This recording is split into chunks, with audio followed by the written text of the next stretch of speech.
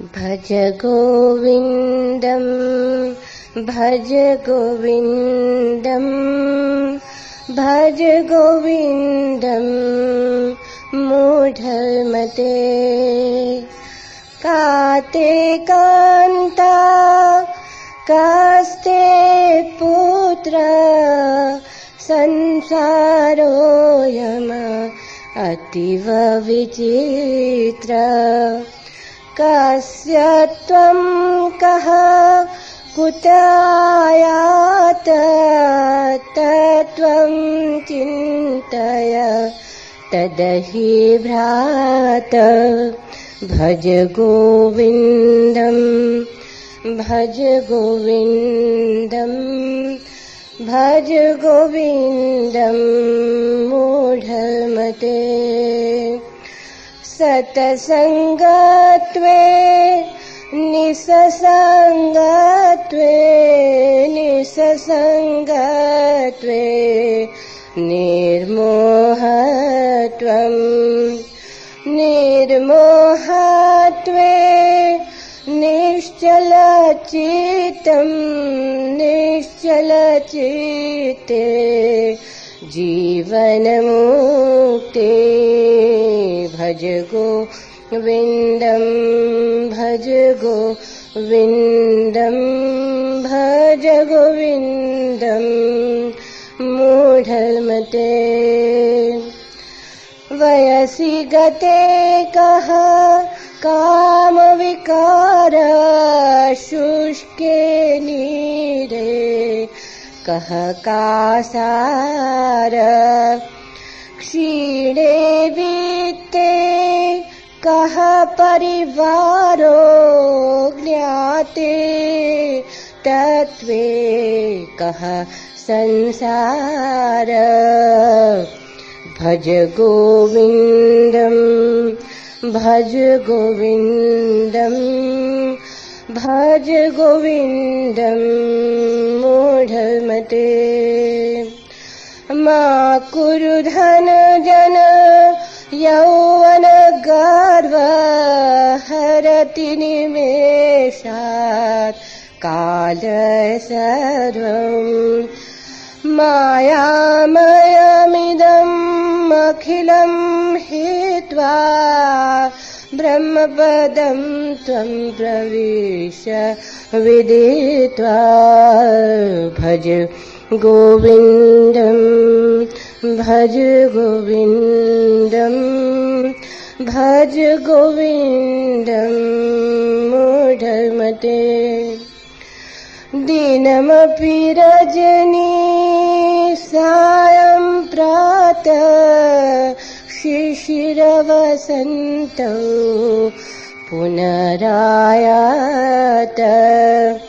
काल क्रीडति गच्छत्यायु तदपि न मुञ्च त्याशावायु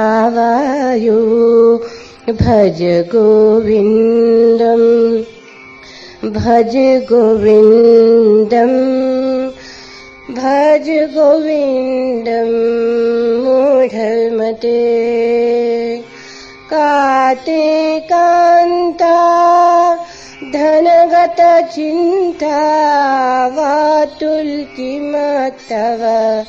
नास्ति नियन्ता क्षणापि सज्जन संगतिरेका भवति भवारण तरणे नौका भज गोविन्दम् भज गोविन्दम् भज गोविन्दम् मूढमते सम्प्राप्ते सनिते काले नहि रक्षति दुःखिञ्झकरणे भज गोविन्दम् भज गोविन्दम् भज गोविन्दम् मूढमते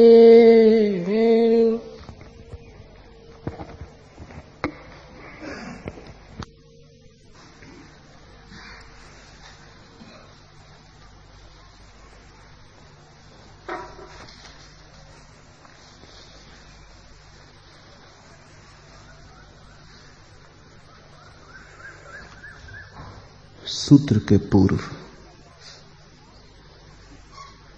मनुष्य मन की एक अत्यंत अनिवार्य ग्रंथि समझ लेनी जरूरी है। उस ग्रंथि के कारण ही बहुत से लोग समझ के भी चूक जाते हैं। उस ग्रंथि के कारण ही खाई से तो बचते हैं, खड्ड में गिर जाते हैं। एक अति से तो मन बच जाता है, उस बचने की प्रक्रिया में ही दूसरी अति पर चला जाता है। कोई अति से भोजन करता है, भोजन पटु है, सारा रस भोजन के पास है। आज नहीं कल किसी के बिना समझाए भी उसे समझ में आ जाएगा कि वो अपने शरीर को कष्ट दे रहा है, पीड़ा होगी, बीमारी होगी। ये देखने में कोई कठिनाई न होगी कि अति से भोजन स्वास्थ्यदायी नहीं, लेकिन तब एक खतरा है कि वो उपवास करना शुरू कर दे। अति भोजन से दूसरी अति पर चला जाए कि भोजन त्याग ही करते।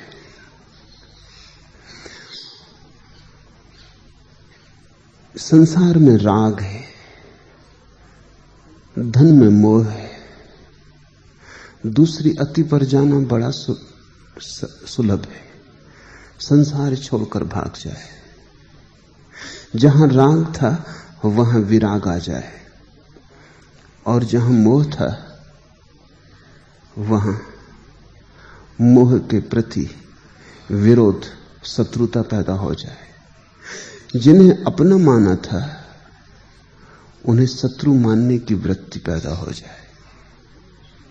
तब खाई से तो बचे, खड्ड में गिर गए।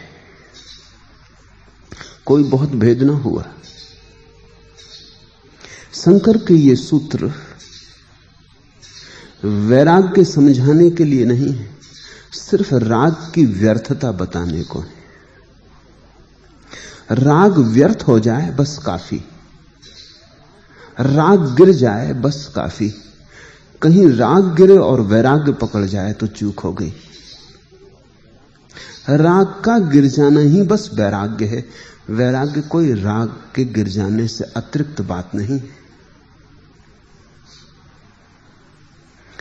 लेकिन होता उल्टा है। इन सूत्रों को पढ़ के न मालूम कितने लोगों ने, असंख्य लोगों ने राग को तो न गिराया, वैराग्य को पकड़ लिया। राग तो बना ही रहा, वैराग्य की शकल में बना रहा। पहले पैर के बल चलते थे, फिर वो शीर्षासन करके खड़े हो गए, लेकिन कुछ बदला नहीं। कहीं शीर्षासन करने से कुछ बदलता है? सिर ऊपर हो कि नीचे, क्या फर्क पड़ता है? जब राग शीर्षासन करता है तो वैराग्य बन जाता है। साधारण आदमी का वैराग्य, तथाकथित सन्यासियों का वैराग्य। लेकिन जब राग गिर जाता है तो महावीर बुद्ध और शंकर का वैराग्य पैदा होता है। मुल्ला नसरुद्दीन को एक मानसिक बीमारी थी कि जब भी उसकी फोन की घंटी बजे तो वो घबरा जाए, डरे कि पता नहीं मकान मालिक ने किराए के लिए फोन ना किया हो, कि जिस दफ्तर में नौकरी करता है कहीं उस मालिक ने नौकरी से अलग ना कर दिया हो। हजार चिंताएं पकड़े, फोन उठाना उसे मुश्किल हो जाए। तो मैंने उससे कहा कि तू किसी मनोचिकित्सक को दिखा ले। 2-3 महीने उसने इलाज लिया। एक दिन मैं उसके घर गया, वो फोन कर रहा था और उसे कपते भी मैंने नहीं देखा, डरते भी नहीं। फोन करने के बाद मैंने पूछा कि मालूम होता है चिकित्सा काम कर गई, अब डर नहीं लगता? नसरुद्दीन का डर की बात है, चिकित्सा जरूरत से ज्यादा फायदा की। तो मैंने पूछा कि जरूरत से ज्यादा फायदा का क्या मतलब? फायदा काफी है, जरूरत से ज्यादा से तुम्हारा क्या प्रयोजन? उसने कहा अब तो ऐसी हिम्मत आ गई कि घंटी नहीं भी बजती तो भी मैं फोन करता हूं। पहले घंटी बजने से डरता था, अब अभी अभी जो फोन कर रहा था घंटी बजी नहीं थी और मैंने मकान मालिक को डांट दिया।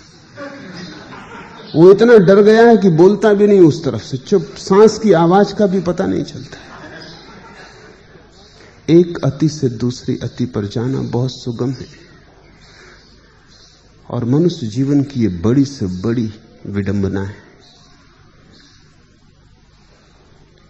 कहावत है कि दूध का जला छाछ भी फूंक फूंक कर पीने लगता है। वो दूसरी अति हो गई। दूध का जला जैसे छाछ भी फूंक फूंक के पीने लगता है, वैसा संसार से डरा हुआ व्यक्ति बहुत गहरे में परमात्मा से भी डर जाता है। संसार का जला हुआ परमात्मा को भी फूंक फूंक के पीने लगता है। संसार तो छूटना चाहिए, भय के कारण नहीं, क्योंकि जिससे भी तुम भय के कारण छोड़ोगे वो छूटेगा नहीं। जिससे तुम भयभीत होगे वो तुम्हारा पीछा करेगा, जिससे तुम डरोगे वो तुम्हें और डराएगा, जिससे तुम भागोगे वो तुम्हारे पीछे आएगा। क्योंकि भय तो भीतर है, भागोगे कहां? किससे भागोगे? संसार अगर बाहर होता तो भाग जाते, जहां जाओगे वहीं संसार पाओगे। हिमालय की गुफा में भी तुम तो रहोगे, वही जैसे तुम यहां हो। इसलिए असली सवाल स्थान बदलने का नहीं, न असली सवाल रंग ढंग बदलने का है। असली सवाल तो भीतर की चित्त दशा बदलने का है। अभी तुम्हारी जो चित्त की दशा है वो एक तरफ अति से झुकी है, इसे दूसरी तरफ अति से मत झुका लेना, क्योंकि अति से ही रोग है। मध्य में जो संतुलित हो गया वो मुक्त हो गया। इसलिए बुद्ध ने तो अपने मार्ग को मध्यम निकाय कहा, मध्य का मार्ग। जो बीच में आ गया वो पहुंच गया, जो ना इस तरफ झुकता ना उस तरफ। जब तक झुकोगे एक तरफ तब तक जीवन में कंपन रहेगा, स्थिरता ना आएगी, तब तक स्वस्थ ना हो सकोगे, तब तक डमाडोल ही रहोगे। ठीक मध्य में ही, जैसे दिए की ज्योति ठहर जाए, हवा का कोई झोंका न हिलाए, ऐसी ही चेतना की ज्योति जब ठीक मध्य में ठहर जाती, न वासना हिलाती है, न वैराग्य हिलाता है, न पूरब न पश्चिम, न इस तरफ न उस तरफ, कुछ कपता ही नहीं। इसको कृष्ण ने स्थिति प्रज्ञ कहा है। उठो बैठो, तुम्हारे भीतर कोई उठता नहीं बैठता नहीं। भोजन करो, उपवास करो, तुम्हारे भीतर न कोई भोजन करता है न उपवास करता है। संसार में रहो कि सन्यास में, न तुम्हारे भीतर सन्यास है और न संसार है। ऐसी परम मध्यावस्था ही वैराग्य है। वैराग्य राग के विपरीत हो तो गलत है, वैराग्य राग से मुक्ति हो तो सही है। और ये बड़ा बारीक भेद है। वैराग्य राग के विपरीत हो तो समझ लेना कहीं चूक हो गई, क्योंकि जो राग के विपरीत है वो राग से जुड़ा है। सभी विपरीत आपस में जुड़े होते। किसी से प्रेम करो तो उसकी याद आती, किसी को घृणा करो तो भी उसकी याद पीछा नहीं छोड़ती। प्रेम और घृणा विपरीत हैं लेकिन जुड़े। मित्र तो भूल भी जाए, शत्रु नहीं भूलता, कांटा चुभता ही रहता है। मित्र से भी संबंध है और शत्रु से भी संबंध है। तुम ऐसा मत समझना कि शत्रु वो है जिससे हमारे सब संबंध टूट गए, नहीं। अगर सभी संबंध टूट गए तो वो शत्रु कैसे होगा? शत्रु वो है जिससे मित्रता के संबंध न रहे, शत्रुता के संबंध बन गए, संबंध टूटे नहीं। संबंध टूट जाए ना तो मित्र फिर मित्र है, ना शत्रु फिर शत्रु है। संबंध बदल जाए तो मित्र शत्रु बन जाता है, शत्रु मित्र बन जाते हैं। मित्र को शत्रु बनाने में कितनी देर लगती है? एक क्षण में हो सकता है। शत्रु को मित्र बनाने में कितनी देर लगती? देर क्यों नहीं लगती? क्योंकि दोनों ही संबंध हैं। जरा सा रुख बदला, पूरब जाते थे पश्चिम जाने लगे, पश्चिम जाते थे पूरब जाने लगे। दोनों ही गतियां हैं, सिर्फ चेहरे को जरा सा बदलने की जरूरत है।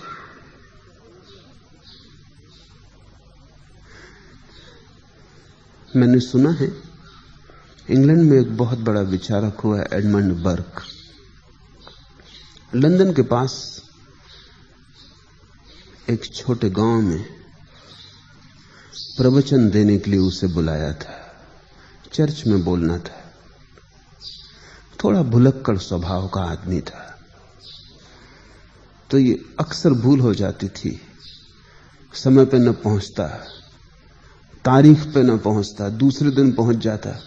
तो उसने उस बार बड़ा हिसाब रखा, क्योंकि निमंत्रण देने वाले बहुत समझा समझा के कह गए थे कि आप ठीक समय पर ठीक दिन पर पहुंच जाना, आप पर ही सब निर्भर है। चर्च की कोई वर्षगांठ थी, तो शाम को 7 बजे पहुंचना है, तो 2 बजे घर से निकल पड़ा। मुश्किल से घंटे भर का रास्ता था। अपने घोड़े पर बैठा, 3 बजे पहुंच गया। चर्च में तो कोई था ही नहीं, जलसा तो रात 7 बजे होने को था। तो द्वार पर ही खड़ा था, क्या करना। तो उसने अपनी सिगरेट निकाली, मुंह से लगाई, माचिस जलाई, लेकिन हवा का रुख विपरीत था। तो उसने घोड़े को घुमा के खड़ा कर लिया ताकि सिगरेट जलने में बाधा ना पड़े। सिगरेट तो जल गई और घोड़ा चल पड़ा।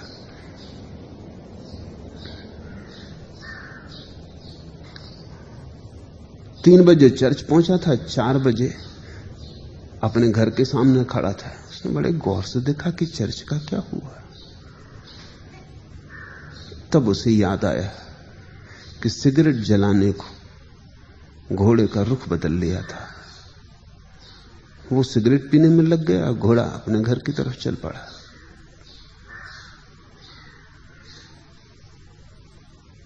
इतना ही फर्क है दिशा के बदलने में। कोई जरा सी घटना, सिगरेट जलाने की घटना, रुख बदलने का कारण हो सकती है। मित्र शत्रु बन जाए, शत्रु मित्र बन जाए, पूरब से पश्चिम मुड़ जाए, पश्चिम से पूरब मुड़ जाए। कोई छोटी सी घटना, दिवाला निकल गया, कि पत्नी मर गई, कि बच्चे की मृत्यु हो गई और आदमी घर छोड़ दे, त्यागी हो जाए। ये घटनाएं भी सिगरेट जलाने से ज्यादा मूल्य की नहीं, पर रुख बदल सकता है। पर यह त्याग झूठा होगा। इस त्याग में घृणा होगी, समझ नहीं। इस त्याग में असफलता होगी, बोध नहीं। इस त्याग में विषाद होगा, मुक्तता नहीं। एक और त्याग है जिसमें हम रुख नहीं बदलते, संसार को ही गौर से देखते हैं, संसार की तरफ पीठ नहीं करते, पर उस गौर से देखने में ही संसार तिरोहित हो जाता है। उस बोध में ही, उस ध्यान की दशा में ही हम देख लेते हैं कि संसार का सारा संबंध व्यर्थ है। कोई नया संबंध निर्मित नहीं करते संसार से कि अब तक हम आकर्षण से जुड़े थे, अब हम विकर्षण से जुड़ेंगे। अब तक हम संसार के तरफ दौड़ते थे, अब संसार के विपरीत दौड़ेंगे। नहीं, अगर ऐसा हुआ तो वैराग्य गलत हो गया। वो नया रोग है अब, और तब इस रोग से भी छुटकारा पाना पड़ेगा। वो स्वास्थ्य नहीं बना। ऐसा समझो कि एक आदमी बीमार है, बीमारी तो चली गई, दवा पकड़ गई, अब वो दवा की बोतलें लिए घूमता रहता है। अब दवा की बोतलें नहीं छोड़ सकता। बुद्ध कहते थे कि ऐसा समझो कि 5 नासमझों ने नदी पार की थी, फिर उन्होंने नाव को उठा के सिर पर रख लिया। फिर लोगों ने उनसे पूछा कि ये तुम क्या कर रहे हो? उन्होंने कहा, इस नाव का हम पर बड़ा उपकार है। इसके बिना हम नदी पार न किए होते। हम इस नाव को कैसे छोड़ सकते हैं? हम ऐसे कृतघ्न नहीं हैं। वो नाव को सिर पर बाजार में ढोके आ गए। लोगों ने कहा कि ये नाव पार करने वाली न हुई, ये तो बोझ हो गई। अब तुम जिंदगी भर इसको ढोते रहोगे, अब तुम कुछ और कर ही ना पाओगे। तुम जिन्हें सन्यासियों की तरह जानते हो, तुम्हारे तथाकथित महात्मागण, अगर गौर से देखो तो उनके सिर पर तुम नाव पाओगे। राग तो छूटा, वैराग्य चढ़ बैठा, क्योंकि राग के विपरीतता को उन्होंने पोषित किया।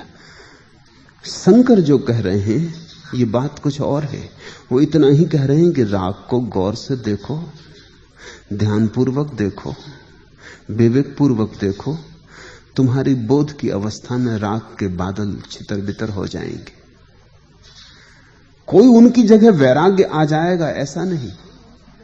वैराग्य राग का अभाव है, राग की शत्रुता नहीं। ऐसा नहीं कि तुम्हारे हृदय से राग चला जाएगा और वैराग्य आके विराजमान हो जाएगा। नहीं, राग तो चला जाएगा और कोई नहीं आएगा विराजमान होने को। राग तो हट जाएगा, उसका स्थान कोई भी नहीं लेगा। यही परम वैराग्य है। इसलिए इन सूत्रों को समझने में भूल मत कर लेना, क्योंकि ये भूल बड़ी आसान है। कौन तुम्हारी कांता है, कौन तुम्हारा पुत्र है? यह संसार अत्यंत विचित्र है। तुम किसके हो? कौन है? कौन हो? कहां से आए हो? मन में इन तत्व की बातों पर विचार तो करो। शंकर विचार करने को कह रहे हैं, चिंतन करने को कह रहे हैं, जागने को कह रहे हैं, होशपूर्वक देखने को कह रहे हैं। जल्दी वैराग्य मत ओढ़ लेना, अन्यथा ओढ़ा हुआ वैराग्य किसी काम ना आएगा। विचार पूर्वक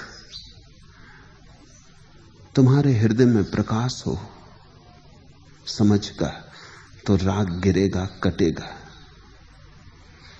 अंधेरे को निकालने मत लग जाना, सिर्फ दिया जलाना काफी है। इसलिए शंकर कहते हैं, कौन तुम्हारी कांता है? कौन है तुम्हारी पत्नी? कौन तुम्हारा पुत्र? राह पर मिले अजनबी हैं, जिसे तुम अपना पुत्र कहते हो नहीं पैदा हुआ था, कोई परिचय था? तुमने इसी पुत्र को पुकारा था पैदा हो जाने के लिए, जानते भी न थे, पुकारते कैसे? पता ठिकाना भी तो मालूम न था, शकल सूरत भी तो पहचानी हुई न थी। अनजान मिलन, अपरिचित लोगों का मिलन है, लेकिन आदमी का मन भ्रांतियां खड़ी करता है। मेरा पुत्र है, मेरी पत्नी है, मेरा भाई है, बहन है। ये जो तुम संबंध जोड़ते हो, ये तुम कैसे जोड़ लेते हो? ये बड़ी विचित्र घटना है। जैसे राह पर चलते हुए दो लोग साथ हो जाते हैं, अपरिचित थे एक क्षण पहले, अब थोड़ी देर को साथ हो लिए। साथ थोड़ी देर का है, फिर अपनी अपनी राह पर विदा हो जाएंगे, लेकिन उस थोड़ी देर में ही बड़े नाते रिश्ते बना लेते। कारण होगा कोई गहरा इसके पीछे। नाते रिश्ते सच तो नहीं, क्योंकि हम सब अपरिचित हैं और वर्षों साथ रह के भी परिचित नहीं हो पाते। तुम अपनी पत्नी से परिचित हो, 30-40 वर्ष साथ रह लिए हो। क्या सच में तुम कह सकते हो तुमने उसे पूरा जान लिया? क्या तुम ये कह सकते हो कि वो जो भी कल करेगी तुम उसकी भविष्यवाणी कर सकते हो? एक क्षण बाद तुम्हारी पत्नी क्या करेगी, 40 साल साथ रहने के बाद भी कोई भविष्यवाणी नहीं हो सकती। अभी मुस्कुराती थी, प्रसन्न थी, अभी नाराज। कौन सी ऋतु आ जाएगी कुछ कहना कठिन है, कौन सी चित्त दशा पकड़ लेगी कहना कठिन है। पत्नी तुम्हें जानती है, ऊपर ऊपर की पहचान है, भीतर कौन किसके जा सकता है। अपने ही भीतर जाना इतना मुश्किल है, दूसरे के भीतर जाना कैसे आसान होगा। लेकिन कारण कोई गहन होना चाहिए। क्यों हम नाते रिश्ते बना लेते? आदमी अकेला है इसलिए, अकेले में डर लगता है इसलिए, अकेले में चिंता पकड़ती है, भय पकड़ता है इसलिए, अकेले होने में बड़ी पीड़ा है। हम अकेले, जमीन भरी पूरी हो पर प्रत्येक व्यक्ति अकेला है। भीड़ में भी तुम हो तब भी अकेले हो। ये अकेलापन काटता है। इस अकेलेपन से ऐसा लगता है कि कैसे बाहर निकले। संबंध बनाते हो, संबंध रास्ते हैं जिनसे तुम अपने को भूलते हो और अपने अकेलेपन को भूलते हो। थोड़ी देर के लिए ऐसा लगता है अकेले नहीं है। तुमने कभी ख्याल किया, अंधेरी गली से गुजरते हो, अकेलापन डराता है तो गीत गुनगुनाने लगते हो। ऐसे लोग तुमसे गीत गुनगुनाने को कहें तो तुम बहुत झेंपते हो, गीत ना गाओगे। अकेली गली हो, सन्नाटा हो, रात हो, अंधेरा हो, गीत गुनगुनाने लगते हो। क्या कारण होगा गीत गुनगुनाने का? सीटी बजाने लगते हो। क्या कारण होगा? गीत गुनगुना के अपनी ही आवाज को सुन के ऐसा लगता है अकेले नहीं, कोई साथ है। अपने ही गीत में भूल के क्षण भर को ऐसी भ्रांति हो जाती है कि कोई डर नहीं है। गीत हिम्मत देता है, जोश देता है।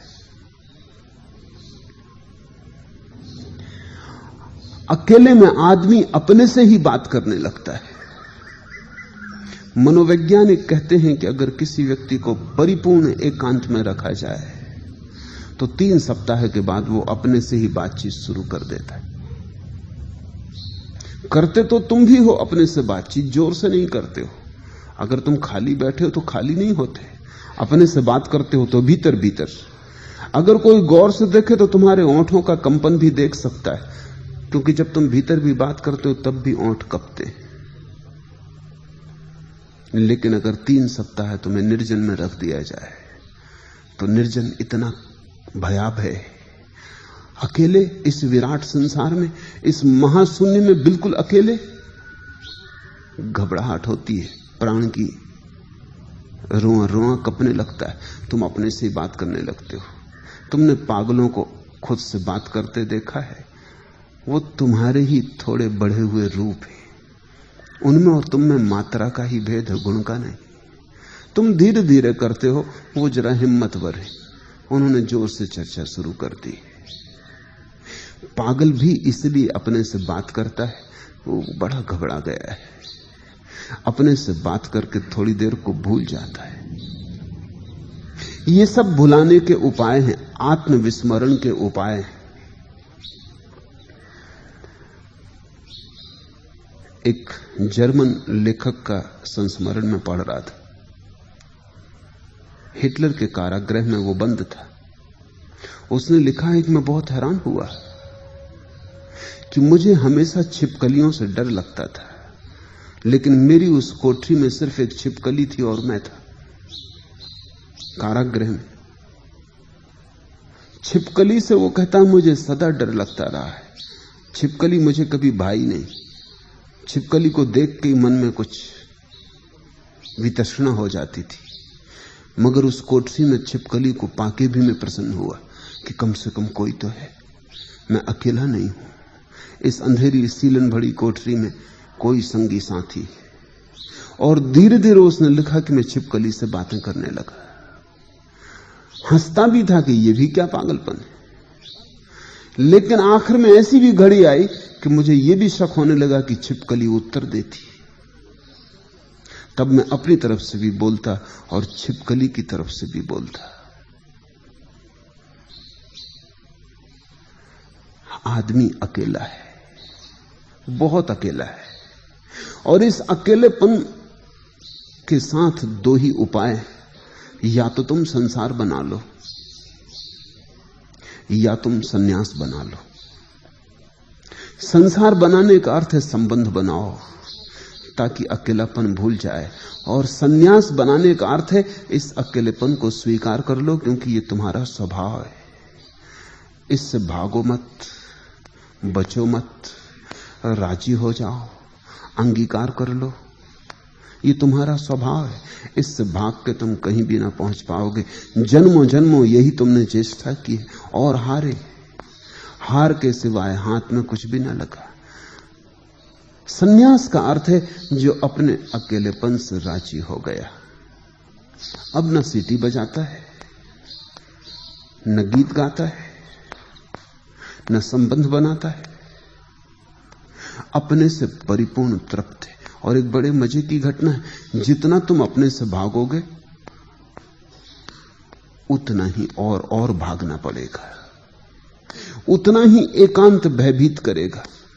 जितने तुम अपने से राजी हो जाओगे उतना ही धीरे धीरे तुम पाओगे कि जिसे तुमने अकेलापन समझा था वो अकेलापन नहीं, एकांत है।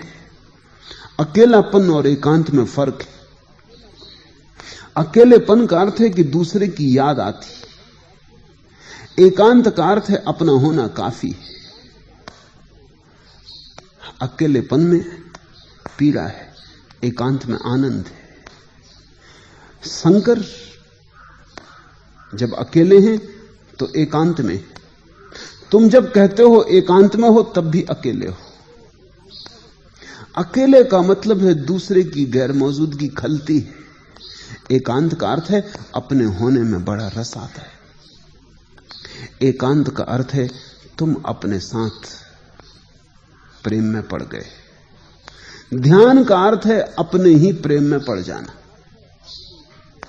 ध्यान का अर्थ है अपने साथ ऐसे संबंध बना लेना कि अब दूसरे से संबंध बनाने की कोई जरूरत ना रहे। ध्यान का अर्थ है अपने में परिपूर्ण हो जाना। तुम्हारा संसार, पूरा संसार तुम्हारे भीतर है, कुछ कमी नहीं है। तुम पूरे हो, परिपूर्ण हो, परमात्मा हो। अब कहीं और जाने की कोई जरूरत नहीं। ऐसी भाव दशा का नाम सन्यास है।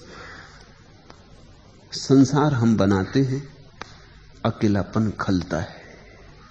अकेलेपन को भरने के लिए हम बहुत उपाय करते हैं। धन से भरते हैं, मित्र से भरते हैं, परिवार से भरते हैं, धर्म, जाति, राष्ट्र से भरते हैं। न मालूम कितने उपाय करते हैं कि किसी तरह भीतर का ये गड्ढ भर जाए।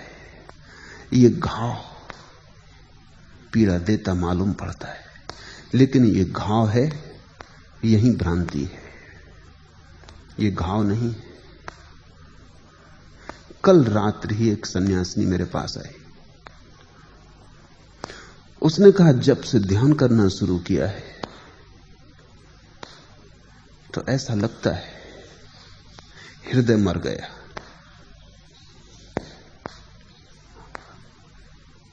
किसी से संबंध बनाने की कोई आकांक्षा नहीं रही, प्रेम में कोई रस नहीं मालूम होता, मित्रता भी व्यर्थ मालूम होती। उदास थी बहुत, क्योंकि पश्चिम से आई है। पश्चिम में अगर प्रेम मरने लगे तो लोग समझते हैं जीवन गया। अगर भावनाएं छूटने लगे और संबंध टूटने लगे तो लोग सोचते हैं अब जीवन में सार क्या रहा। ये व्याख्या है उनकी, इसलिए उदास थी। हमने पूरब में कुछ और गहरी खोज की है। हमने तो ये खोज की है कि जब कोई व्यक्ति परिपूर्ण अपने में ठहर जाता है तो सब संबंध अपने आप बिखर जाते हैं। और ये महासौभाग्य की घटना है, इसमें कुछ दुखी होने का कारण नहीं। जब व्यक्ति अपने में स्थिर होता है, काम वासना विसर्जित हो जाती, संबंध बनाने की आतुरता चली जाती। इतना धन्यभाग मालूम होता है भीतर कि अब किससे क्या संबंध बनाना। अब वो भिखारी की भांति लोगों के सामने हाथ नहीं फैलाता कि तुम्हारे संबंध के लिए भिक्षा मांगता हूं, कि तुम्हारे बिना मैं न जी सकूंगा। अब वो जी सकता है अकेला, और जो अकेला जी सकता है वही जी सकता है। बाकी सब जीना धोखा है, माया है। जो अकेला नहीं जी सकता वो किसी के साथ भी कैसे जिएगा। तो मैं उस युवती को, सन्यासिनी को कहा, भयभीत न हो, दुखी भी मत हो, ये तेरी व्याख्या गलत है, पश्चिम की व्याख्या गलत है। आह्लादित हो कि तेरा धन्यभाग है, अहोभाग है कि अब कोई संबंध की आकांक्षा न रही। संबंध सिवाय पीड़ा के और कुछ लाते भी नहीं, सिवाय दुख के और कुछ लाते भी नहीं। ठीक भी है कि दुखी लाएंगे, क्योंकि दो दुखी लोग जब मिलते हैं तो एक दूसरे को सुख कैसे दे पाएंगे। गणित भी तो थोड़ा सा साफ करो। जब दो दुखी व्यक्ति मिलते हैं तो दुख दो गुना नहीं होता, अनंत गुना हो जाता है, गुणनफल हो जाता है। तुम सुखी नहीं हो इसलिए दूसरे को खोज रहे हो, तुम अपने अकेले में आनंदित नहीं हो इसलिए दूसरे को खोज रहे हो, दूसरा भी तुम्हें इसलिए टटोल रहा है, वो भी अपने साथ आनंदित नहीं। ऐसे दो दुखी जन मिल जाते इस आशा में कि मिलन से सुख होगा। सुख कभी नहीं होता, हो नहीं सकता, क्योंकि दो भिखारी एक दूसरे के सामने भिक्षा पात्र फैलाए खड़े, उनमें दाता कोई भी नहीं है। दोनों भिखारी, दोनों प्रतीक्षा कर रहे हैं कि दूसरा कुछ दे। तुमने जिनसे भी प्रेम किया है आशा की है कुछ दे, दूसरा कुछ दे। मेरे पास लोग आते हैं, वो कहते हैं कि हम तो बहुत प्रेम करते हैं लेकिन दूसरा हमें प्रेम नहीं करता। तुम कैसे प्रेम करोगे? प्रेम तो केवल आनंद के शिखर से ही बहता है, वो गंगा तो आनंद के ही शिखर से बहती है। तुम आनंदित ही नहीं हो, तुम मांगने गए हो, दूसरा भी मांगने आया है। तुम छीनने गए हो, दूसरा भी छीनने आया है। न तुम्हारे पास कुछ है, न उसके पास कुछ है। दोनों प्रतीक्षा कर रहे हो कि दान मिले। प्रतीक्षा लंबी होने लगती है और हताशा घिरने लगती है।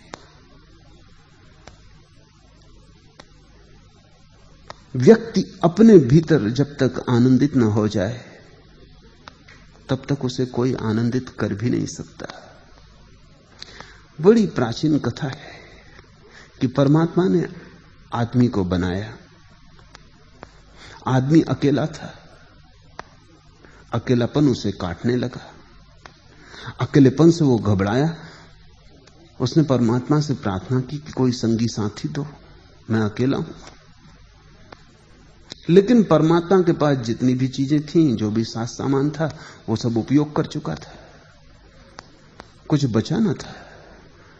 जंगल बनाए, पहाड़ बनाए, पशु पक्षी बनाए, आदमी आखिरी बात थी। मजबूरी थी, कोई सामान नहीं बचा था, जिस सामग्री नहीं बची थी। पर आदमी बहुत रोया, चीखा, चिल्लाया, तो उसने कहा कि रुको।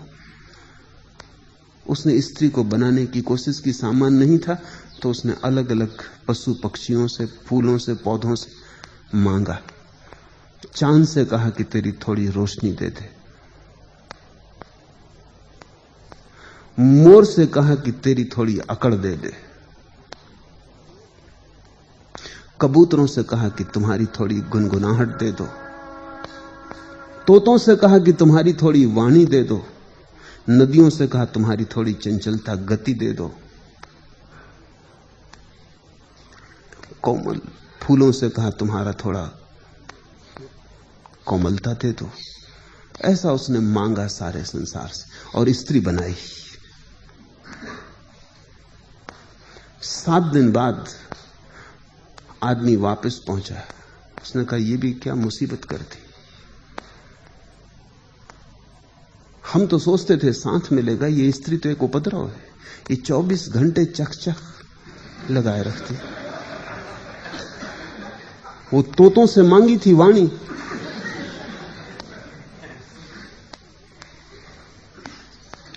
कोमल तो है बहुत, जब प्रेम करती है तो बड़ी कोमल है, लेकिन अकड़ भी इसकी बहुत है।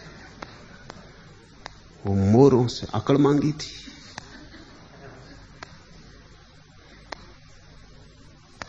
दयालु बहुत है, लेकिन कठोर भी बहुत है। अलग अलग जगह से सामान इकट्ठा किया था। बड़ी विरोधाभासी में तो घबरा गया। आदमी ने कहा इससे तो अकेले बेहतर थे, लाख गुना बेहतर थे, इसे आप वापस ले लो। परमात्मा ने स्त्री वापस ले ली, लेकिन 7 दिन बाद आदमी फिर खड़ा था। उसने कहा कि माना कि वो उपद्रव भी करती है, लेकिन उसकी बड़ी याद आती है। अब उसके बिना मैं रह नहीं सकता। ये 7 दिन न तो सो सका, न ठीक से खा पी सका। कुछ भी करता हूं, याद उसकी ही मन में गूंजती रहती। मुझे वापस लौटा दो।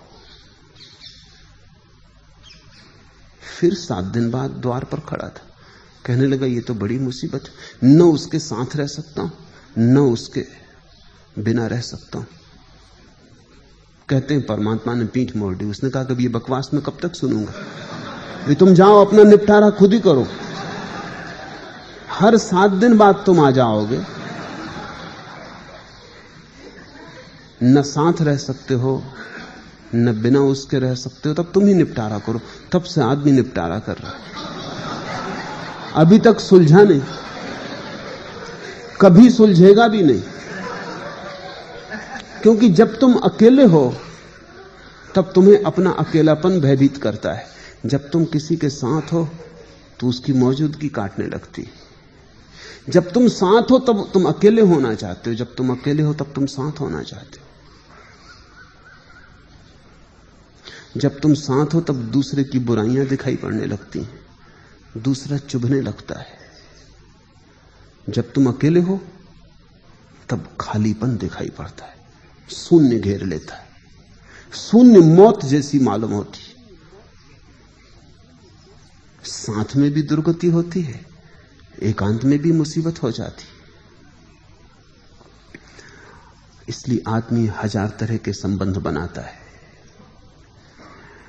पत्नी को घर लाता है ताकि अकेला ना रहे, फिर पत्नी से बचने को होटल में बैठा रहता है।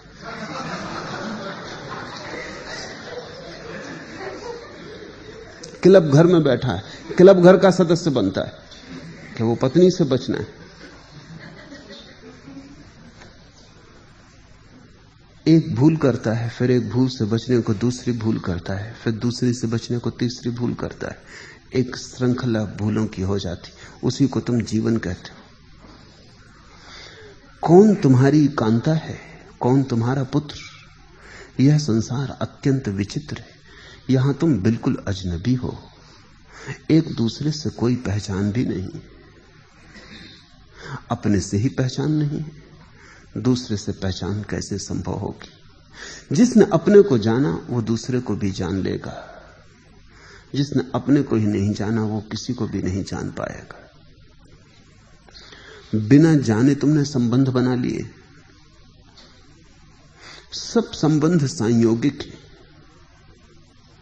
और तुम्हारी पूरी जिंदगी, तुम्हारा पूरा संसार संयोग पर खड़ा है।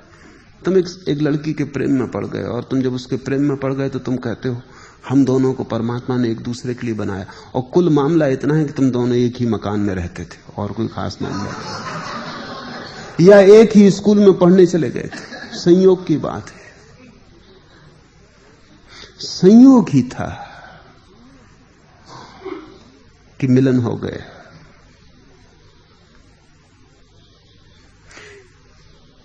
कोई सिद्धांत नहीं है पीछे, कोई किसी के लिए बनाया गया ऐसा नहीं। पर आदमी संयोग में भी सिद्धांत खोजता है, नियति खोजता है, भाग्य खोजता है। मुल्ला नसरुद्दीन अफ्रीका गया शिकार करने, वहां से वापस लौटा तो मित्र इकट्ठे हुए उसकी कहानी सुनने को कि क्या हुआ।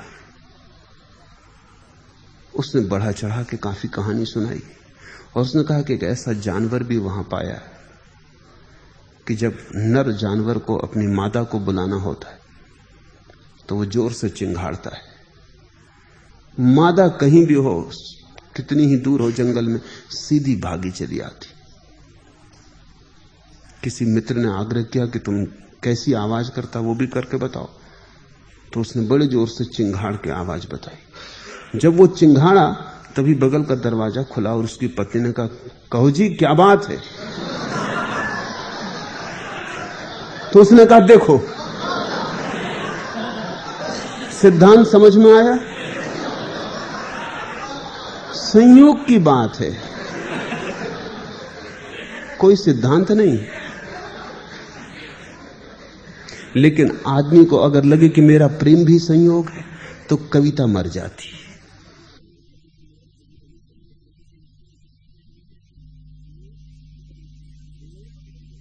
संयोग, तुम मजनू से कहो कि लैला से मिलना संयोग है, कविता मर जाती, रोमांस मर जाता है।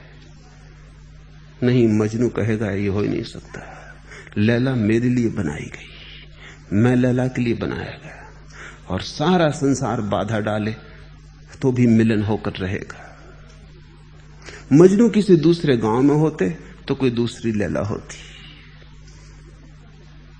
ये पक्का है कि मजनू कोई न कोई लैला खोजते, लेकिन वो यही लैला होने वाली नहीं थी। जिसको तुमने जीवन को ढांचा समझा है वो ढांचा नहीं है, केवल संयोग है, घटनाएं संयोगिक है। जो बेटा तुम्हारे घर में पैदा हो गया है वो भी तुमने पैदा किया है, इस भूल में मत पड़ो, संयोग है। तुम संभोगरत थे और एक आत्मा पुनर्जन्म लेने को उत्सुक थी और तुम निकट थे और वो आत्मा गर्भ में उतर गई।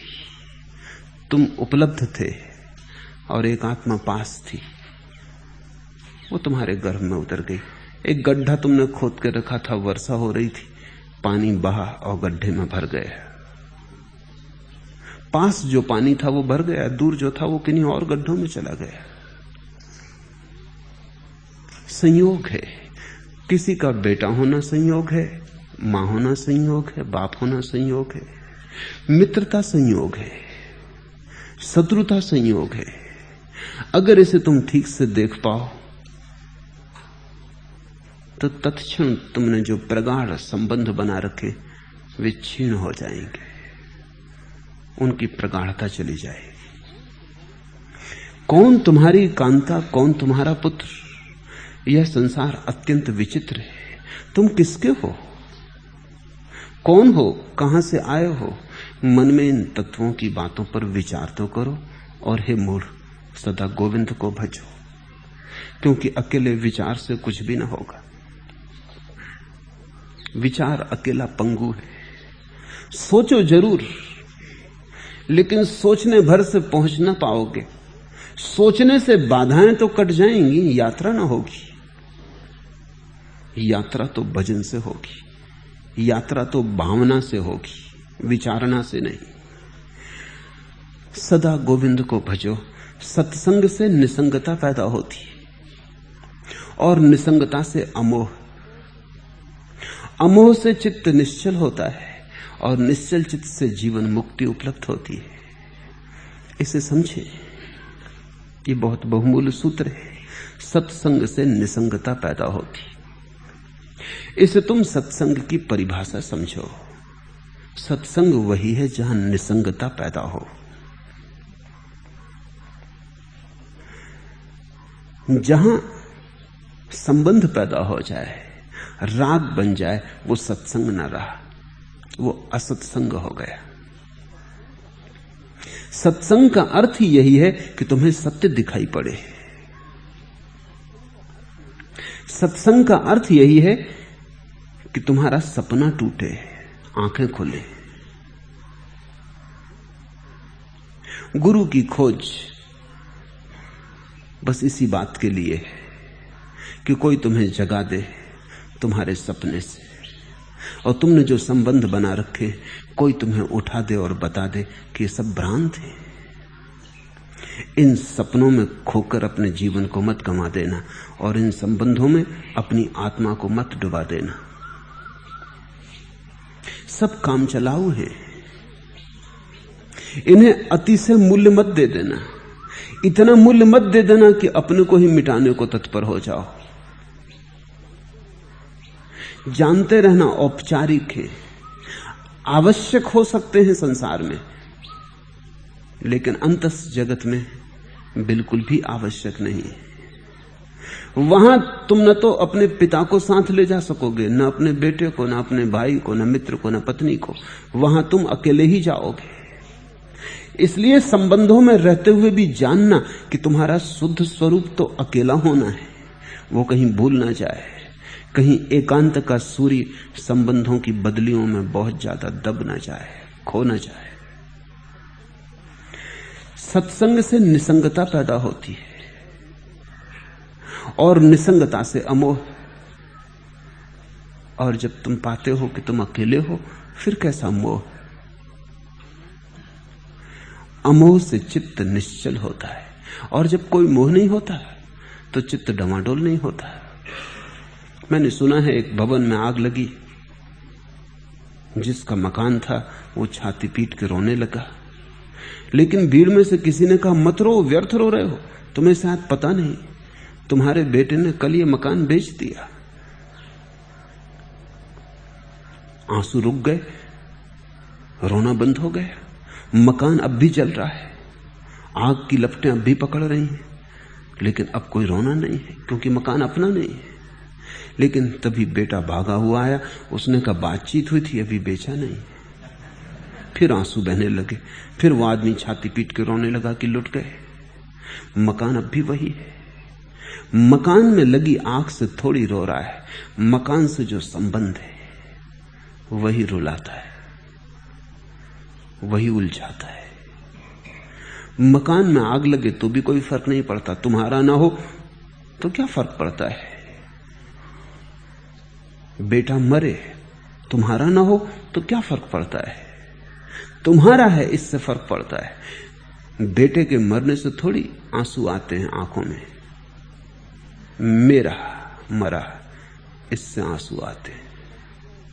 अगर तुम्हें पता चल जाए कि मेरा कोई भी नहीं, दुख गया, मोह के साथ ही दुख चला जाता है। अगर तुम्हें साफ साफ हो जाए कि मेरा कोई भी नहीं, मैं बिल्कुल अकेला हूं, तो चित्त निश्चल हो जाता है, फिर चित्त में चंचलता नहीं रह जाती, तब तुम स्थिर हो जाते हो। वही स्थिरता परम अनुभूति है। उसी स्थिरता में तुम जान पाते हो तुम कौन हो। जीवन का आत्यंतिक प्रश्न सुलझता है कि मैं कौन हूं। ज्योति स्थिर होते ही उत्तर मिल जाता है, समाधान हो जाता है। उस स्थिरता को ही हमने समाधि कहा है। समाधि क्योंकि सब समाधान हो जाता है, और निश्चल चित्त से जीवन मुक्ति उपलब्ध होती है। हे मूढ़, सदा गोविंद को भजो। उम्र बीतने पर काम वासना क्या, पानी के सूख जाने पर तालाब कहां, और धन के नष्ट हो जाने पर परिवार कौन है। वैसे ही तत्व ज्ञान होने पर संसार कहां। अतः हे मूढ़, सदा गोविंद को भजो। तत्व ज्ञान होने पर संसार कहां, इसे समझ ले। जब भी शंकर, बुद्ध या महावीर संसार की बात करते हैं तो तुम समझ लेते हो कि ये जो चारों तरफ फैला हुआ है, इस विस्तार की बात कर रहे हैं, तो गलती कर देते हो। इस विस्तार से उनका कोई प्रयोजन नहीं। जब भी वे कहते हैं संसार, तो उनका अर्थ है तुम्हारे मोह ने जो जाना, तुम्हारे मोह ने जो बनाया, तुम्हारे अज्ञान से जो उपजा, तुम्हारी मूर्छा से जो पैदा हुआ, वही संसार। ये वृक्ष तो फिर भी रहेंगे, ये पहाड़ पत्थर चांद तारे तो फिर भी रहेंगे, तुम जाग जाओगे तब भी रहेंगे, ये नहीं मिट जाएंगे। इसलिए लोग पूछते हैं कि जब कोई परम ज्ञान को उपलब्ध होता है और संसार मिट जाता है, तो फिर ये वृक्ष, पहाड़ पत्थर चांद तारे सूरज, इनका क्या होता है। ये नहीं मिट जाते। वस्तुतः पहली दफा ये अपनी शुद्धता में प्रकट होते, वही शुद्धता परमात्मा है। तब चांद नहीं दिखता तुम्हें, चांद में परमात्मा की रोशनी दिखती। तब वृक्ष नहीं दिखते, वृक्षों में परमात्मा की हरियाली दिखती। तब फूल नहीं दिखते, परमात्मा खिलता दिखता है। तब ये सारा विराट परमात्मा हो जाता है। अभी तुम्हें परमात्मा नहीं दिखता, संसार दिखता है। और संसार एक नहीं है, यहां जितने मन हैं उतने ही संसार है, क्योंकि प्रत्येक व्यक्ति का अपना संसार है। तुम्हारी पत्नी मरेगी तो तुम रोओगे, कोई दूसरा ना रोएगा। दूसरे उल्टे तुम्हें समझाने आएंगे कि आत्मा तो अमर है, क्यों रो रहे हो। दूसरे उल्टे समझाने आएंगे, मौका ना चूकेंगे वो ज्ञान बघारने का। ऐसे मौके कम ही मिलते। तुमको ऐसी दीन दशा में देखकर वो थोड़ा उपदेश जरूर देंगे। वो कहेंगे कौन अपना है कौन पराया है, क्यों रो रहे हो। कल उनकी पत्नी मरेगी, तब तुमको भी मौका मिलेगा, तुम जाके उनको उपदेश दे आना कि कौन किसका है। ये संसार तो सब माया है। प्रत्येक व्यक्ति का अपना संसार है। तुम्हारे चित्त के जो मोह है, तुम्हारी जो मूर्छा है, तुम्हारा जो अज्ञान है, तुम्हारी जो आसक्ति है, राग है, वही तुम्हारा संसार है। उस आसक्ति, राग, मोह, मूर्छा के माध्यम से तुमने जो देखा है वो सब झूठ है, वो सच नहीं है। आंख पर जैसे पर्दे पड़े, धुएं के बादल घिरे। शंकर कहते हैं तत्वज्ञान हो जाने पर संसार कहां, सत्य बचता है, लेकिन सत्य में तुमने जितना जोड़ दिया था वो खो जाता है। सदा गोविंद को भजो, धन जन और युवावस्था का गर्व मत करो, क्योंकि काल उन्हें क्षण मात्र में हर लेता है। इस संपूर्ण माया में प्रपंच को छोड़कर तुम ब्रह्मपद को जानो और उसमें प्रवेश करो। मैं गीत पढ़ रहा था आज सुबह ही, उसकी कुछ पंक्तियां मुझे प्रीतिकर लगी। जोर ही क्या था जफाए बागवां देखा किए, आसियां उजड़ा किया हम नातवां देखा किए। कोई जोर नहीं, कोई सामर्थ्य नहीं, कोई शक्ति नहीं। बगीचा उजड़ता रहेगा और तुम्हें खड़े होकर सिर्फ देखना पड़ेगा, तुम कुछ कर ना सकोगे। घर उजड़ता रहेगा और तुम निरीह और असहाय देखते रहोगे, कुछ कर ना सकोगे। जोर ही क्या था जफाए बागवां देखा किए, आसियां उजड़ा किया हम नातवां देखा किए। पूरी जिंदगी ऐसी ही कथा है। रोज उजड़ेगा बगीचा, ये वसंत सदा ना रहेगा, ये युवावस्था सदा ना रहेगी, ये गति और ये शक्ति सदा ना रहेगी। रोज शक्ति छीन होती चली जाएगी, घर उजड़ेगा और धीरे धीरे मौत करीब आएगी। जीवन थोड़ी देर का सपना है, मौत प्रतिपल पास सरकती आती। जिस दिन से पैदा हुए हो उसी दिन से मर भी रहे हो। जन्म का दिन ही मौत का दिन भी है। टाल ना सकोगे, भाग ना सकोगे, मौत पास चली आती। धन जन और युवावस्था का गर्व मत करो, वो अहंकार थोथा है, सभी अहंकार थोते हैं। थोथापन ही अहंकार का स्वभाव है। जो अपना नहीं है उसे अपना मान लेता है, जो टिकना नहीं है उसे स्थायी मान लेता है। जो बहा जा रहा है आंख बंद किए मानता चला जाता है कि बह नहीं रहा, ठहरा है। झूठ तुम दूसरों से नहीं बोलते, अपने से भी बोलते चले जाते हो। मुल्ला नसरुद्दीन एक दिन घर आया, द्वार पर दस्तक दिया, घर में सन्नाटा रहा, कोई जवाब नहीं। फिर दस्तक दी, कोई उत्तर नहीं मिला। तब उसने चिल्ला के कहा कि मैं हूं नसरुद्दीन, कोई मकान मालिक नहीं कि किराया मांगने आया हूं। और ना ही दूध वाला हूं ना सब्जी वाला। दरवाजा खोलो, फिर भी सन्नाटा रहा। उसने कहा कि सुनो, मैं हूं असली नसरुद्दीन।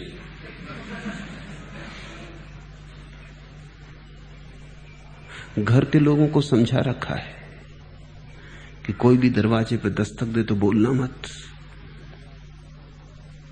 क्योंकि 1000 उधारियां फैला रखी। अब अपने ही घर के दरवाजे पे दस्तक देता, खुद के लिए दरवाजा नहीं खुलता, तो बताना पड़ता है कि मैं हूं असली नसरुद्दीन। मगर फिर भी कैसे पक्का हो, कहने से कहीं कुछ होता है। हम दूसरे को ही धोखा नहीं दे रहे हैं, हम धोखे का एक संसार खड़ा कर रहे हैं। हम अपने तरफ चारों तरफ झूठ बोल रहे हैं, और उस झूठ में हम खुद घिर जाते हैं। एक अप्रामाणिकता है जो हमें पकड़ लेती, फिर जीवन में हम जो भी करते हैं वो सब झूठ होता चला जाता है। जिस व्यक्ति को जागना है उसे अपने पास झूठ बोने बंद कर देने चाहिए, और अपने पास जिन जिन झूठों पर आस्था कर रखी है उन आस्थाओं को विदा कर लेना चाहिए। जानना चाहिए ये शरीर टिकेगा नहीं, टिक नहीं रहा है, अभी भागा जा रहा है, प्रतिपल मर रहा है। मौत कल नहीं आएगी, अभी हो रही है। हम मर ही रहे। मरना कोई घटना नहीं कि 70 साल बाद घटेगी। 70 साल बाद घटने को कुछ ना बचेगा, धीरे धीरे चुकता होते जाएंगे। 70 साल बाद कुछ भी नहीं बचेगा घटने को, उसको तुम मौत कहते हो। एक एक बूंद करके जीवन चुकता जाता, खाली होता जाता। इसको तुम जीवन मत कहो, अन्यथा झूठ हो जाएगा। इसको तुम धीरे धीरे आती मौत कहो, आहिस्ता आती मौत कहो। जन्मदिन मत मनाओ, सभी मौत के दिन हैं। और जिस दिन तुम अपने जन्मदिन में मौत को देख लोगे और जीवन में मृत्यु की पगध्वनि सुन लोगे, उस दिन तुमने सत्य जाना। वही सत्य मुक्तदायी है। उस सत्य को जानते ही तुम किसी और खोज में लग जाओगे। धन व्यर्थ मालूम होगा, शरीर व्यर्थ मालूम होगा, धन और शरीर के संबंध व्यर्थ मालूम होंगे, धन और शरीर के आधार पर खड़ा हुआ संसार व्यर्थ मालूम होगा। और सत्य को जानने के पहले असत्य को असत्य की भांति जान लेना जरूरी है। दिन और रात, संध्या और सुबह, शिशिर और वसंत फिर आते हैं और जाते हैं। इसी तरह काल का खेल चलता है और अनजाने उम्र समाप्त होती जाती है। फिर भी आशा रूपी वायु पीछा नहीं छोड़ती। आशा जहर है, उसी जहर के सहारे तुम मरने को जीवन समझे बैठे हो। आज दुख है, मन कहता है कल सब ठीक हो जाएगा। आज सुख नहीं है, मन कहता है जरा रुको, कल आता है सब ठीक हो जाएगा। और ऐसे ही मन तुम्हें अब तक चलाए लाया है आशा के सहारे। जिस दिन तुम आशा छोड़ दोगे उसी दिन जाग जाओगे। आशा सपना है। तुमने कभी ख्याल किया कि आशा का क्या काम है जीवन में? आशा कहती आज की फिक्र छोड़ो, आज जो हो गया हो गया, लेकिन कल निश्चित स्वर्ग मिलने को है। इसी आशा ने यहां तक भी तुम्हें समझा दिया है कि ये जीवन अगर गया तो कोई फिक्र नहीं, मरने के बाद स्वर्ग है। वो भी सब आशा का ही विस्तार है। आशा कहती कल, आशा कहती भविष्य, और जीवन की क्रांति यदि घटनी है तो अभी घटनी है और यहीं घटनी। कल के भरोसे मत बैठो, कल कभी आता नहीं। कल झूठ है, और कल का जो भरोसा दिला रही है आशा तुम्हारे भीतर, वही सपने का सूत्र है। उससे ही सपनों का ताना बाना फैलता है। आज ही करना है जो करना है, आज ही होना है जो होना है। आज से ज्यादा की आशा मत रखो। पहले तो बड़ा धक्का लगेगा, क्योंकि आशा टूटेगी तो तुम्हें लगेगा तुम बिल्कुल निराश हो गए। तुम कहोगे ये तो बड़ी निराशा घेर ली, लेकिन अगर तुम निराशा के साथ रहने को राजी हो जाओ, तुम जल्दी ही पाओगे जिसके जीवन से आशा चली गई उसके जीवन में निराशा ज्यादा देर नहीं रह सकती, क्योंकि निराशा आशा का ही दूसरा पहलू है, वो आशा के साथ ही जाएगा।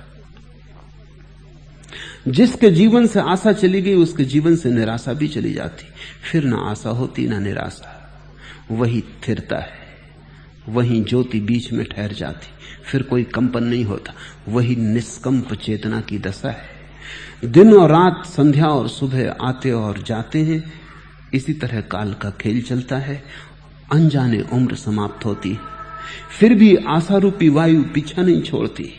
अतः हे मूढ़, सदा गोविंद को भजो। हे पागल, पत्नी और धन की चिंता में क्यों पड़ा है? क्या तुझे मालूम नहीं कि सज्जन का क्षण भर का संग इस संसार से पार जाने की एकमात्र नाव है? कौन है सज्जन? वही जिसके पास तुम्हारी नींद टूटे, जिसके पास तुम्हारी नींद और सघन हो जाए, वही दुर्जन है। जो तुम्हारे माया और मोह को बढ़ाने में सहायता दे, वही दुर्जन है।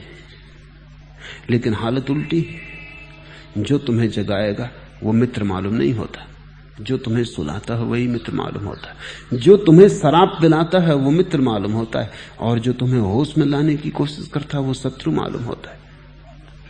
इसलिए तो शराब खानों में भीड़ है, मंदिर खाली पड़े। शराब खानों में क्यों लगा है?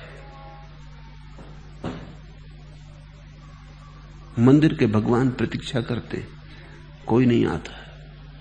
पुजारी आता है, वो भी नौकर है, वो भी तनख्वाह पाता है इसलिए पूजा कर जाता है। उसकी पूजा हार्दिक नहीं है, पेशेवर है, वो कोई प्रेमी नहीं है। क्या मामला है?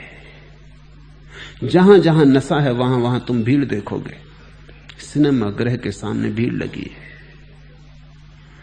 3 घंटे को नशा छा जाता है, खो जाते हो तस्वीरों में, भूल जाते हो अपना दुख दर्द, अपनी पीड़ा, भूल जाते हो अपनी परेशानियां, चिंताएं। 3 घंटे के लिए अपने से छुटकारा हो जाता है। ये कोई छुटकारा कुछ काम आने वाला नहीं।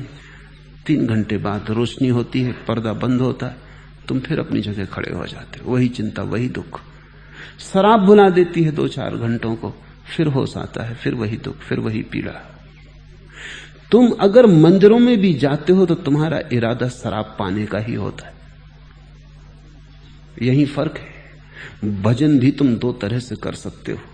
एक तो शराब की तरह कि भजन में खो गए, चिंता मिटी, दुख दर्द मिटा, उतनी देर तो याद ना रही कि घर लौटना है, कि पत्नी बच्चे हैं, कि पत्नी बीमार है, कि बच्चों को स्कूल में भर्ती कराना है, पैसे पास नहीं, सब चिंता भूल गई। 1 घंटे भर 2 घंटे भजन में डूब गए। अगर तुम भजन में भी डूब रहे हो तो वो भी शराब है। भजन जगाए तो ही भजन है। तो मंदिर के नाम पर भी शराब खाने खुले, और धर्म के नाम पर भी लोग बेहोशी खोजते हैं, होश नहीं खोजते। ध्यान रखना, जहां होश मिलता हो,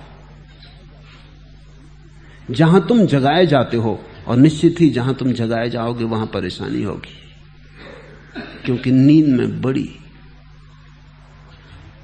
महिमा है। नींद में बड़े सुंदर सपने चल रहे हैं। जागना कठोर है, और जीवन के सत्य के साथ परिचय बनाना चुनौती है। मुश्किलें खड़ी होंगी, संघर्ष करना होगा, साधना से गुजरना होगा, तपश्चर्या होगी। वास्तविकता के साथ तो सिर्फ आंख बंद करके काम नहीं हो सकता, आंख खोल के यात्रा करनी होगी। और रास्ता कंटकाकीर्ण है, और रास्ता भटका सकता है। जो कभी चलते ही नहीं उनके भटकने का डर भी नहीं। जो अपने बिस्तर पे ही पड़े रहते हैं उनके जीवन में कोई दुर्घटना तो हो ही नहीं सकती। लेकिन जो रास्ते पर चलेगा दुर्घटना भी है, भटकने का उपाय भी है और कठिनाई भी है। यात्रा श्रमपूर्ण है, क्योंकि यात्रा चढ़ाई की, पहाड़ के शिखर की तरफ जाना है।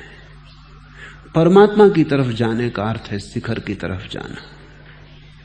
प्रतिपल कठिनाई बढ़ती जाएगी और जो उस कठिनाई से पार होने को राजी है वही शिखर के आनंद को उपलब्ध होगा। आनंद मुफ्त नहीं मिलता, अर्जित करना होगा, श्रम करना होगा। यद्यपि श्रम से ही नहीं मिलता है, श्रम करने के बाद मिलता है, लेकिन मिलता तो प्रसाद से है। पर जिसने श्रम किया, जिसने अपने को तैयार किया, उस पर ही परमात्मा बरस सकता है। आशा रूपी वायु पीछा नहीं छोड़ती। तुम परमात्मा में भी आशा बांध लेते हो। मेरे पास लोग आते, मैं उनसे कहता हूं आशा छोड़कर ध्यान करो। वो कहते हैं आशा ही छोड़ दें तो फिर हम ध्यान ही क्यों करेंगे। आशा ही से ध्यान करने आए कि ध्यान से मन को शांति मिलेगी, परमात्मा मिलेगा, समाधि होगी। अब बड़ी जटिलता है, आशा से बाधा पड़ेगी। क्योंकि जब तुम आशा कर रहे हो तब तुम ध्यान नहीं करोगे, आशा ही करोगे। दोनों साथ साथ नहीं कर सकते। थोड़ी देर ध्यान करोगे, लेकिन भीतर कोई झांक झांक के देखते रहेगा कि अभी तक शांति नहीं मिली, अभी तक कुछ हुआ नहीं। 3 दिन गुजर गए, अभी तक कुछ हुआ नहीं, अभी तक आनंद का कोई अनुभव नहीं हुआ। तुम ऐसा ही समझो कि मैं तुमसे कहूं कि आओ नदी चलें, तैरने में बड़ा आनंद है। तुम कहो निश्चित तैरने में आनंद है, मैं भी आता हूं। लेकिन तुम तैरो कम और भीतर आशा बनाए रखो कि आनंद कब मिलेगा, अभी तक नहीं मिला। आधी नदी भी पार कर ली, अभी तक नहीं मिला। तो दूसरा किनारा भी करीब आने लगा, अभी तक नहीं मिला। मिलेगा ही नहीं, क्योंकि आनंद का एक स्वभाव है कि तुम जब उसे नहीं खोजते तभी वो तुम्हें खोजता है। जब तक तुम उसे खोजते हो तब तक वो तुम्हें नहीं मिलता है। क्योंकि जब तक तुम खोजते हो तब तक तुम वर्तमान में नहीं होते, तुम्हारा मन तो कहीं और है, भविष्य में। अब मिलेगा, अब मिलेगा, और वो अभी मिलता है जब तुम खोजते ही नहीं।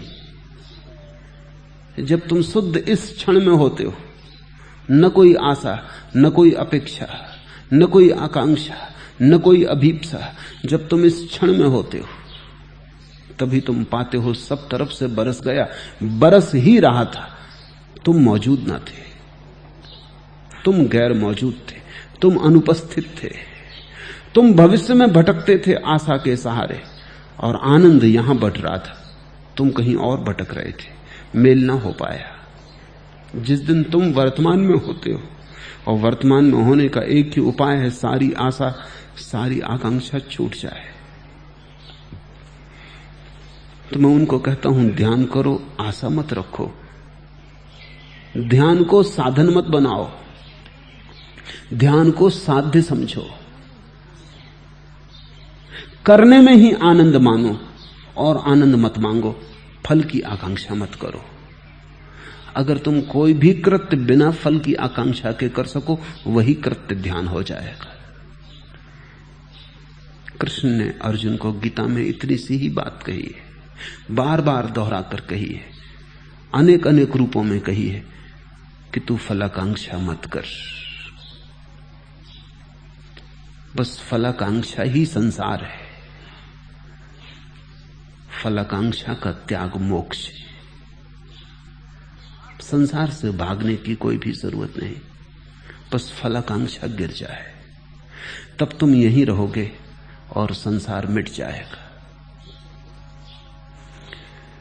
हे पागल, पत्नी और धन की चिंता में क्यों पड़ा है? क्या तुझे नहीं मालूम कि सज्जन का क्षण भर का संग इस संसार सागर से पार ले जाने की एकमात्र नाव है? लेकिन मरते क्षण तक लोग व्यर्थ की चिंता में पड़े रहते हैं। सभी चिंताएं व्यर्थ की हैं। सार्थक का चिंतन होता है, चिंता नहीं होती। मैंने सुना है एक मारवाड़ी मर रहा था, मरण सैया पर है। उसने अपनी पत्नी को पूछा कि बड़ा बेटा कहाँ है? वो पास ही खड़ा है। पत्नी ने कहा आप चिंता ना करें। और मंझला बेटा वो भी पास है। उसका और छोटा बेटा वो पैर के पास खड़ा है। आप बिल्कुल चिंता ना करें, आप शांति से सोएं। मारवाड़ी उठा, उसने कहा शांति से सोऊं क्या मतलब? फिर दुकान कौन चला रहा है? सभी यहीं मौजूद है। बाप मर रहा है ये सोच के सब बेटे वहां आ गए थे, दुकान बंद कर आए थे। लेकिन मरते बाप को भी मौत का कोई सवाल नहीं है। दुकान कौन चला रहा है? वो इसलिए भी नहीं पूछ रहा है कि कोई प्रेम है कि बड़ा बेटा कहां, कि मंझला बेटा कहां, कि छोटा बेटा कहां। वो इसलिए पूछ रहा है कि दुकान का क्या हुआ? सभी यहीं मौजूद है, दुकान नहीं चल रही।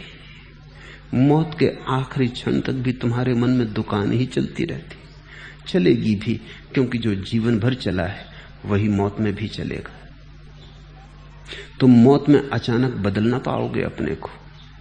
तुम उन झूठी कथाओं में मत पड़ जाना जिनमें कहा है कि कोई आदमी मरता था और उसके बेटे का नाम नारायण था और उसने अपने बेटे को बुलाया कि नारायण, और ऊपर के नारायण धोखे में आ गए। इस धोखे में तुम मत पढ़ना।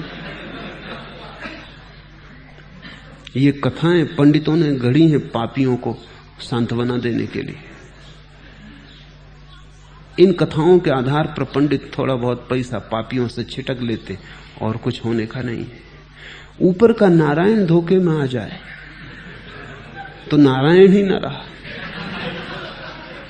और इस आदमी को स्वर्ग हो गया क्योंकि मरते वक्त उसने नारायण को पुकारा। इतना सस्ता नारायण पाने योग्य भी न रह जाएगा। ऐसा मोक्ष 2 कौड़ी का है, झूठ है। ये कहानी सच नहीं हो सकती। जीवन भर का निचोड़ मौत में फलित होता है। तुमने जो जीवन भर गिना है तुम मौत में वही गिनते हुए मरोगे। अगर तुम रुपए ही गिनते रहे हो, मरते वक्त भी संख्या चलती रहेगी, क्योंकि मौत तुम्हारे जीवन का सार निचोड़ है। अगर जीवन भर अशांत रहे हो, अशांत मरोगे। अगर जीवन भर शांत रहे हो, तुम्हारी मौत महाशांति होगी। हर व्यक्ति अलग ढंग की मौत मरता है, ध्यान रखना, क्योंकि हर व्यक्ति अलग ढंग का जीवन जीता है। न तो तुम्हारा जीवन एक सा है और न तुम्हारी मौत एक से होगी। जब बुद्ध मरते हैं तो उनकी मौत की महिमा और है। उनकी मौत की महिमा तुम्हारे तथाकथित जीवन से करोड़ गुना ज्यादा है। तुम्हारा जीवन भी उनके मौत के मुकाबले नहीं है। उनकी मौत भी तुम्हारे जीवन से करोड़ गुना ज्यादा है, क्योंकि उस मौत के क्षण में सारा जीवन पास सिकुड़ाता है। सारे जीवन का संगीत संगीभूत हो जाता है, सघनभूत हो जाता है। जैसे सारे जीवन के फूल निचोड़ लिए गए और इत्र बना लिया। मौत के क्षण में बुद्ध से जो सुगंध उठती है वो जीवन भर के फूलों का निचोड़ है, और तुमसे जो दुर्गंध उठेगी वो भी तुम्हारे जीवन भर के कूड़े करकट का निचोड़ होगा। मौत में अचानक न बदल सकोगे, इसलिए तुम पंडितों की बातों में मत पड़ना जो तुमसे कहते हैं धर्म आखिर में कर लेना। धर्म अगर करना है तो अभी और यहीं, आखिर के लिए मत स्थगित करना, क्योंकि आज से ही संभालोगे तो संभाल पाओगे। आज से ही जागोगे तो जागते जागते जाग पाओगे। आज से ही गुनगुनाओगे गोविंद का नाम तो शायद मरते क्षण भी तुम्हारे ओंठ पर गोविंद का नाम हो, और तभी ऊपर का गोविंद सुन सकेगा। तुम ये मत सोचना कि उधार पंडित तुम्हारे कान में मंत्रोच्चार कर देगा, कि गंगा जल तुम्हारे मुंह में डाल देंगे और गीता तुम्हें सुना देंगे मरते वक्त। वो पंडित दोहराता रहेगा गीता, तुम्हें भीतर बिल्कुल सुनाई ना पड़ेगी। जिसने जीवन भर श्रवण की कला सीखी वही मरते क्षण में गीता को सुन सकता है। जिसने जीवन भर गोविंद को भजा है, मरते क्षण किसी उधार नौकर चाकर को, पेशेवर को बुला के गोविंद का भजन न करवाना पड़ेगा। तुम्हारे भीतर के प्राण, तुम्हारी श्वास श्वास, तुम्हारे की हृदय की धड़कन धड़कन गोविंद को भजेगी। मौत के उस क्षण में तुम महाधन्य भाग से भरे। नाचते हुए परमात्मा की तरफ जाओगे। तुम्हारी मौत महाजीवन का द्वार बन जाएगी। तुम मौत को बदल डालोगे। अभी मौत तुम्हें मारती, तब तुम मौत को मार डालोगे। और धर्म मौत को मारने की कला है, वो अमृत होने का विज्ञान है। इसलिए हे मूढ़, सदा गोविंद को भजो। भज गोविंदम, भज गोविंदम, भज गोविंदम मूढ़ मते। आज इतना।